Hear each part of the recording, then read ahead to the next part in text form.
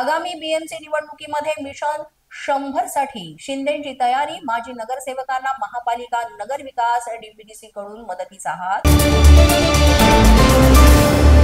लाडक्या बहिणींसाठी आदिवासी विकास विभाग निधी देणार। मे महिन्यासाठी 335 कोटी 70 लाख निधी लाडकी बहीण योजनेसाठी वळवला।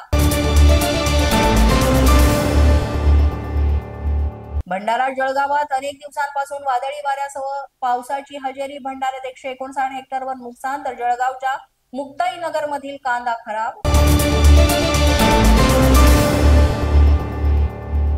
मान्सून आठवडाभर आधीच केरळमध्ये दाखल। कोकणसह दक्षिण पश्चिम आणि मध्य महाराष्ट्रात 4 ते 5 दिवस संततधार पावसाचा अंदाज। तर आज मुंबई ठाणे आणि पालघरमध्ये काही भागात वादळी वाऱ्यासह पावसाचा इशारा।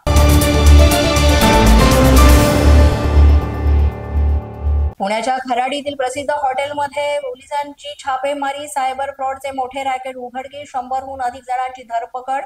अनेक तरुणींचाही यामध्ये समावेश। राज्यात 45 कोरोना रुग्णांची नोंद। मुंबई सर्वाधिक 35, पुण्यात 4, कोल्हापुरात 2 रुग्ण तर मुंबईत कोरोनाचा एक बळी गेल्याची माहिती। नंदुरबारहून शिरपूरला जाणाऱ्या बसमधील कंडक्टरचा उर्मटपणा आला समोर। बस कंडक्टर यांनी आजी आजोबांना खाली उतरवण्याचा व्हिडिओ होतोय व्हायरल। अहिल्यानगरच्या ब्राह्मणवाडा गावचे जवान संदीप गायकर यांना काश्मीरमध्ये वीरमरण। जम्मू काश्मीरमध्ये सर्च ऑपरेशन दरम्यान दहशतवाद्यांशी लढताना संदीप गायकर शहीद।